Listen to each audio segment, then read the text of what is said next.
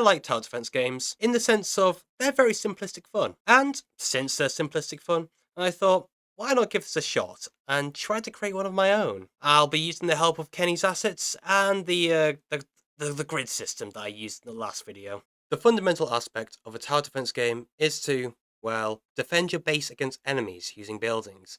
You yourself cannot directly attack these enemies. You act as a sort of omnipresent figure trying to constantly plug gaps in your defense. A feature you'll always see in a tower defense game is the ability to place down a tower, something that we do not have. So, naturally, the first thing for me to implement is of course enemies.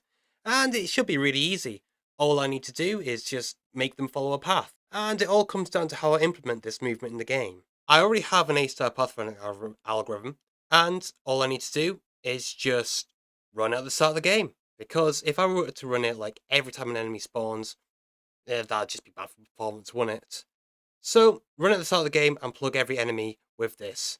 And as it turns out, that actually worked. The camera felt really static as well, so I improved it by just letting you move around and rotating the camera around too. The first tower I want to test out is this cannon mesh that I got from Kenny's assets. It looks cool. What I essentially want to do with this tower is for it to look towards the enemy it's attacking and fire an actual cannonball, which will be fun to watch. So let's create a base node I'm going to use for this.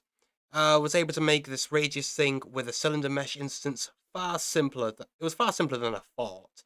Now, it took a lot of finicking around with the back end and all that, but I finally got it. I finally managed to be able to make the cannon actually be placed down on the ground. So now, all I need to do is just attach some logic to it so that it shoots and all that.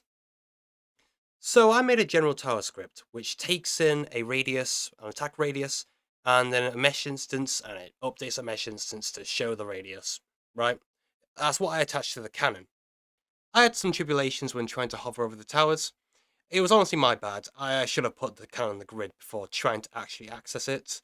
The shooting part is actually interesting, because I need to add enemies to some sort of list that prioritizes how far along the track they are. I solved this by making the enemies like progress an attribute of the enemy.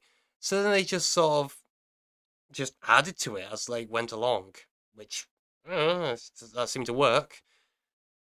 And then with this list, I did like sort of sort it every 6 frames or so, but this was not good for the time being. We'll get to see later why this was not good. But anyways, I tested this with making enemies spawn every second or so, and you can really see the cannons just targeting them, but they aren't attacking yet though. We will get to that. Now, we're on to making the cannons actually shoot, and we're going to be using the actual cannonballs. So obviously, we will have a timer on each cannon to dictate when they have reloaded. Then, if an enemy is in range, they shoot. Typical stuff. With cannonballs, however, we change who the actual attacker is in this case. So, whilst my cannons do have damage stats, they won't actually harm the enemies directly. No. We will leave this up to the cannonballs, who, when they hit an enemy, will actually lead the attack interaction. And honestly, in my head canon, that sounds solid.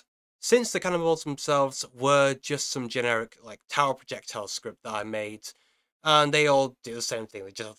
They just have different meshes, right? Now, the main problem I faced here was the fact that the cannons were like dancing. I don't know, when the enemies went to a certain point on the route, they just sort of started spazzing out. I think it definitely had something to do with the priority, and by that something I mean everything with how I managed priority for those cannons. And yeah, the cannonballs are rigid bodies. I thought it'd be humorous seeing them just fall to the ground and roll. Now that we've made cannons actually, shoot, I can now rethink my priority system, which I believe it was way too complex beforehand. Since, let's be honest here, okay? The towers, they're not going to be shooting more than, well, they're not going to be having more than 20 enemies at once in their radius, I don't think. Anyways, using this information, we can just, do some list iterations. And what I mean by that is we just find we just find the enemy with the like most maximum progression in the list as soon as they get added. So no sorting, none of that stuff. Just sort of go through the list all the time. I also had like an edge case where if the enemy were to attack the player whilst being shot at, it just caused problems in it. So, eh, eh, it's just I just added some fixes. Anyways, I fixed all that and found another problem with the attribute for progression, which was the fact that it got capped to like 100 for some reason. I have no idea why. It just got capped, so I fixed that up, and then we have the targeting all finished now. Perfect. So all I need to do is just finish up the interactions between the cannonballs and the enemies to make the cannonballs that the cannons attack. Oh, it's a whole system. And you know what? AI implemented it all correctly, and I'm gonna take that as a dub. I'm gonna need to handle getting rid of enemies better in the future because right now they're just sort of destroying themselves. And I mean, it works, but like, no, that's not how it should be. I also did get a fairly niche physics collision problem that someone else got on their own tower defense game. Ain't that something? I'm not gonna worry about that for now.